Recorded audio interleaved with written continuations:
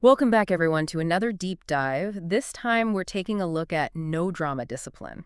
Ooh, that sounds interesting. Yeah, it's all about moving away from just obedience and instead looking at discipline as a way to build emotional intelligence and resilience in kids. I like that. Yeah, it's based on the book by Daniel J. Siegel and Tina Payne Bryson, Okay. and it uses a lot of brain science to back up its approach. Well, So, are you ready to sort of like unlock the secrets to raising emotionally intelligent I kids? am definitely ready. Let's do it. Okay, great. So, one of the things that Siegel and Bryson emphasize right from the start is the idea of chasing the why behind a child's misbehavior. Okay. Have you ever found yourself jumping to conclusions about why your kid's acting up? Oh, all the time. Right, me Yeah. too. Yeah, But they encourage us to approach misbehavior with curiosity instead of assumptions. that's a good point. Yeah. Yeah. And they have this really great anecdote in the book that illustrates this point. It's the story of a 4-year-old who decides to redecorate the bathroom with lipstick and toilet paper. Oh, no. So at first glance, it might seem like a deliberate act of defiance, right? Right. But when the parents dig a little deeper, they discover that she was actually trying to help by cleaning the bathroom. Oh, wow. Yeah. So it's like her intentions were good, Exactly. It's just that her execution needed a little work. right? And it makes you realize how important it is to understand the child's perspective before reacting. Absolutely. It's so easy to just assume the worst, Right. but kids are still learning, Yeah, and their logic doesn't always make sense to us adults. totally. And that leads us to the core principle of no drama discipline, which is connect and redirect. Okay, I like that. Have you heard that phrase before, connection before correction? Yes, I have. That's really the essence of this approach. Gotcha. It's about creating a safe space for kids to express their emotions and then guiding them towards making better choices. So it's not about dismissing their feelings, but acknowledging them and helping them navigate those feelings in a healthy way. Exactly. Okay. And they use the scenario with a Lego meltdown to demonstrate this principle. Okay. So picture this. A dad walks into his son's room and finds an epic Lego explosion, Oh my God. pieces everywhere. Every parent's nightmare. Right. Yeah. And his initial reaction is probably frustration, right? Oh yeah, for sure. But instead of yelling, he takes a moment to connect with his son before addressing the mess. Okay. He simply sits down, holds his son, and listens. Wow, that's so powerful. Just that simple act of connection. Right. Oh. I can already see how that would diffuse the situation. Yeah, absolutely. But how does that connection actually help? Well, when a child is in that reactive state, their downstairs brain, which is responsible for fight, flight, or freeze responses, is in control. Oh, interesting. They aren't really thinking clearly. So it's like they're just reacting impulsively. Exactly. But by connecting, by offering that calming presence, the father helps his son shift from that reactive state to a more receptive one. Okay. It's like helping him switch from the downstairs brain to the upstairs brain, which is where rational thinking and emotional regulation happen. So it's almost like you're helping them access the part of their brain that can actually process what's happening and make better choices. Precisely. It's giving them the space to calm down and think things through. That's fascinating. Yeah. It makes you wonder if we as adults could benefit from a little connect and redirect in our own lives sometimes. Oh, absolutely. We all get stuck in that downstairs brain from time to time. Right. But especially in parenting, it's crucial to recognize that our own emotional state influences how we respond to our children. That's a really good point. So taking a moment to regulate our own emotions before addressing a situation can make a world of difference. That makes a lot of sense. Yeah, it's not always easy, but it's so important. So first we connect and then we redirect. Right. But what does that redirection actually look like? Well, response flexibility is key here. Okay. It means recognizing that there's no one-size-fits-all approach to discipline. So what works for one child or in one situation might not work for another? Exactly. Every situation, every child is unique. Gotcha. But there are some general strategies that Siegel and Bryson recommend. Okay. And a lot of it comes down to how we communicate with our kids. All right. So let's dive into that. Yeah. What are some of those communication strategies? Well, for example, they suggest reducing our words and avoiding lectures. Okay. Think about it when you're upset. Do you really want to hear a long lecture? Not really. Right. I'd probably just tune it out. Exactly. Yeah. Kids are the same way. Yeah. They're much more receptive to short, clear messages. That makes sense. So instead of launching into a lecture about why it's not okay to hit their sibling, you might simply say, hands are not for hitting. We use gentle touches with each other. Okay, that's much more straightforward. Right. And easier for a child to understand. Exactly. It's about getting the point across, without overwhelming them with too much information. And it's about embracing emotions instead of dismissing them. Yes. That's so important. So instead of telling your child to calm down or stop crying, Right. try validating their feelings. Exactly. You could say something like, I can see that you're really angry right now. Yeah. It's okay to feel angry, but we need to find a safe way to express it. So you're not condoning the behavior, but you are acknowledging the feeling behind it. Precisely. Okay. And this leads to another important concept. Setting limits while still acknowledging feelings. All right, I like that. The book uses a phrase that I absolutely love. You can feel whatever you feel, but you can't always do whatever you want to do. Okay, that's a good one. Right. It so perfectly captures that balance Yeah, that's good. between validating their emotions and setting boundaries. It's saying, I see you, I hear you, but there are still rules we need to follow. Exactly. We're teaching them that having emotions is okay, but they need to find appropriate ways to express them. This is already making me rethink my whole approach to discipline. Really? I'm realizing that I've been so focused on stopping the behavior that I haven't always taken the time to understand what's driving it. And that's a common trap we fall into as parents. Yeah. But remember, misbehavior is often a symptom of an unmet need. That's interesting. So instead of just reacting to the symptom, we need to dig deeper and try to understand what's going on beneath the surface. Okay, so how do we do that? Well, that's where things get really interesting. All right. And we'll dive into that more on the next part of our deep dive. Okay, great. I can't wait to hear more. Okay, so we left off talking about how misbehavior can be like a symptom of an unmet need. Right, So we've talked about connecting with our kids' emotions and then redirecting their behavior. right. But what are some like specific strategies we can use to make that redirection effective? Yeah. Because I think that's where a lot of parents get stuck.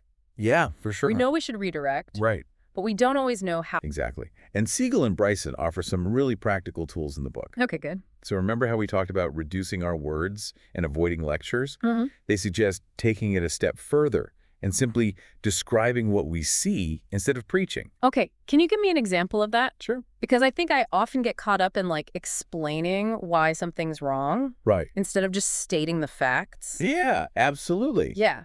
So imagine your child is yelling at their sibling. Okay. Instead of saying, don't yell, it's not nice to talk to your brother like that, you could simply describe what you observe. Okay. I hear yelling. That sounds like it's frustrating for both of you. So you're taking the judgment and the blame out of it Exactly. and just presenting the situation as it is. Right. That's interesting. Right. I can see how that would be less likely to trigger a defensive reaction. Exactly. It opens the door for a more constructive conversation. Okay. Once you've described the situation, you can then involve your child in finding solutions. Oh, that's good. So instead of dictating what they should do, Right. ask them questions like, what do you think we can do to solve this problem? Or what are some other ways you could express your frustration? I love that. Yeah. It's empowering them to be part of the solution Exactly. instead of just feeling like they're being punished. Right. It shifts the dynamic from you did something wrong to we have a problem to solve together. Yeah, that can be really powerful for kids. Absolutely. Another strategy they highlight is reframing no into yes, but. Oh, yeah, this is a good one.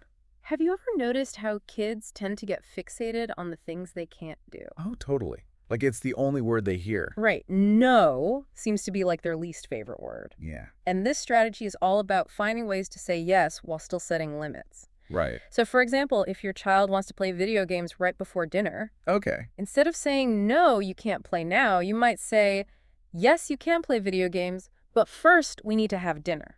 How about we set a timer for 20 minutes and then we'll eat?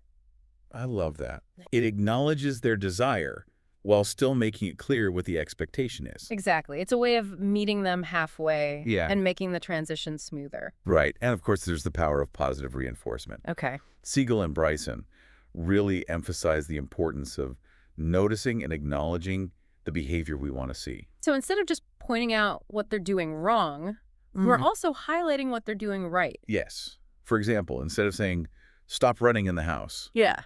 you might say, I love how you're using your walking feet, or thank you for being so careful with your toys. It seems so simple. Right. But I think it's easy to forget to do that when you're in the thick of things. Oh, yeah, for sure. It's like we get so focused on stopping the negative behavior that we miss opportunities to reinforce the positive. And those positive interactions can make such a difference. Yeah. They help build your child's self-esteem and motivate them to keep making good choices. That's a really good point. And sometimes a little creativity can go a long way in redirecting behavior. Like using humor or Yeah. playfulness to kind of shift the mood. Exactly. Okay. So let's say your child is having a meltdown because they don't want to get dressed. Oh, yeah. Instead of getting into a power struggle, you could try turning it into a game. Okay. You could say something like, "Oh no, your clothes are trying to escape.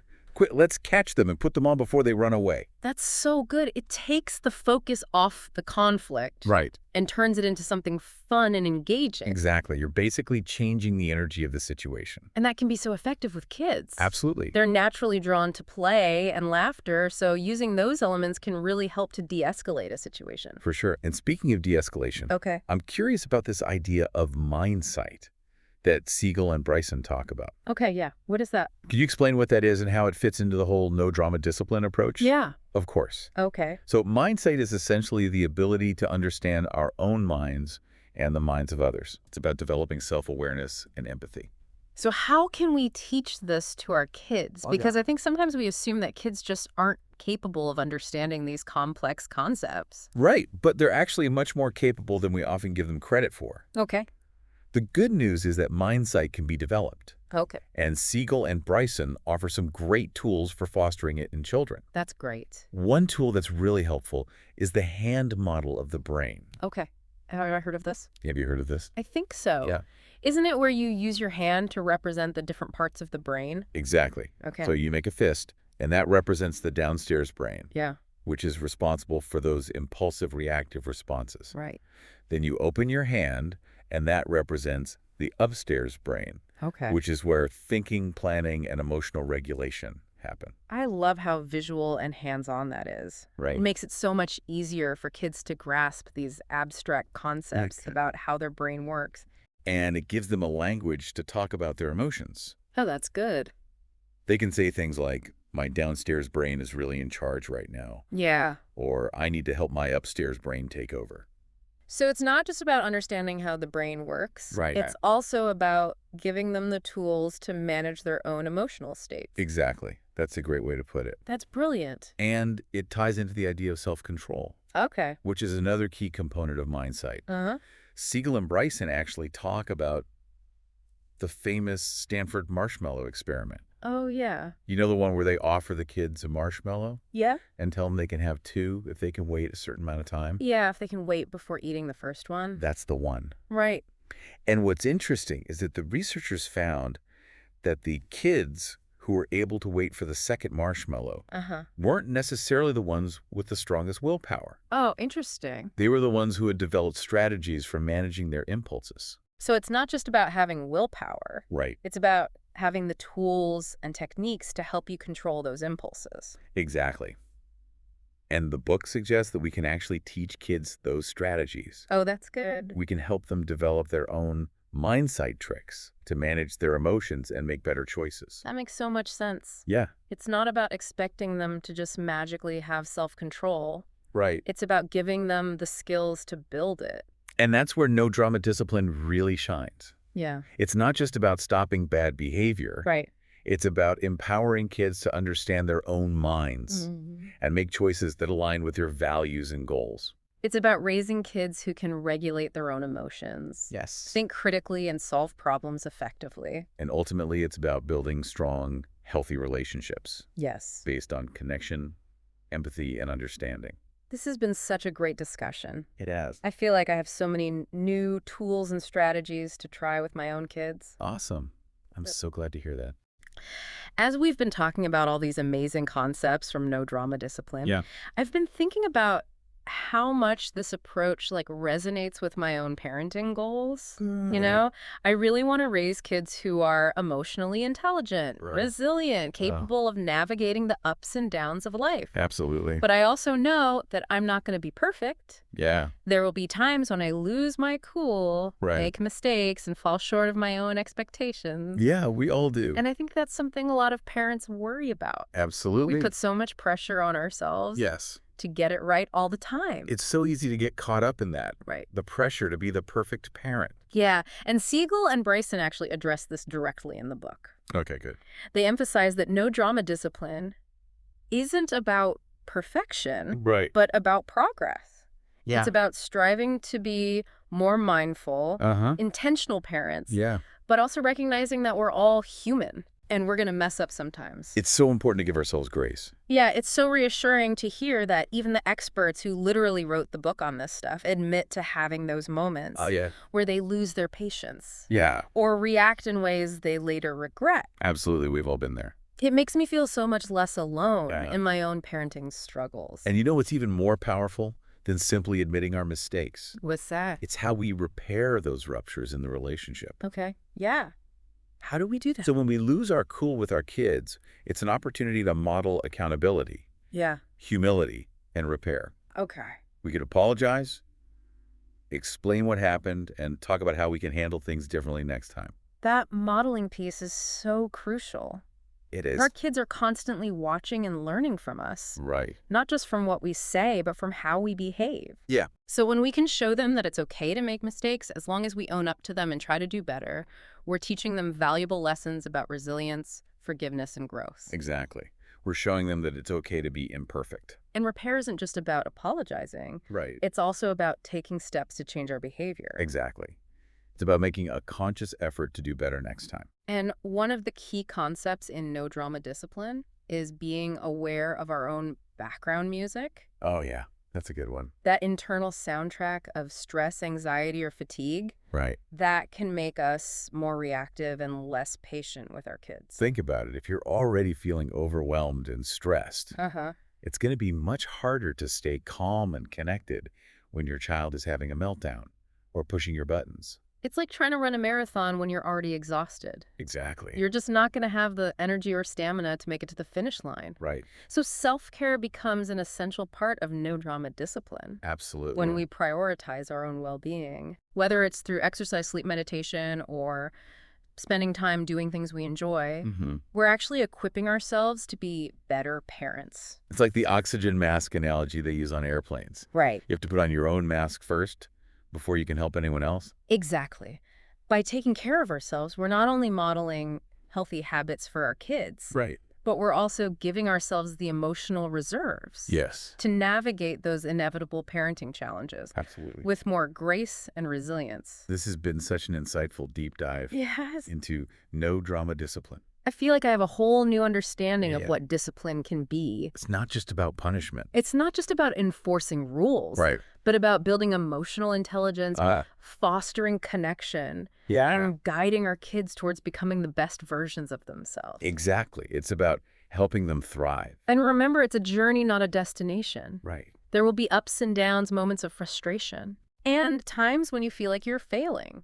Absolutely. But that's okay. But the key is to keep learning, keep growing, and keep striving to create a more peaceful, joyful, and connected relationship with your child. I love that. So as you continue on your own parenting journey, Yeah. I encourage you to reflect on this question. Okay. If misbehavior is a symptom, Uh-huh. what are some ways you can diagnose and address the underlying needs of your child? That's such a great question. Remember, by approaching discipline with curiosity, empathy, Yes. and a commitment to connection, Uh-huh. you can create a more positive and empowering experience for both you and your child. Absolutely. And if this approach resonates with you, Yeah. I highly recommend checking out No Drama Discipline by Daniel J. Siegel and Payne Bryson. It's a great book. It's full of practical strategies, insightful anecdotes, and a wealth of information that can help you transform your approach to parenting. You're sure. Thanks for joining us on this deep dive into the world of no drama discipline. It was my pleasure. We hope you've gained some valuable insights and feel inspired to embrace a more mindful and intentional approach to parenting. Absolutely. Until next time, keep exploring, keep learning, and keep connecting.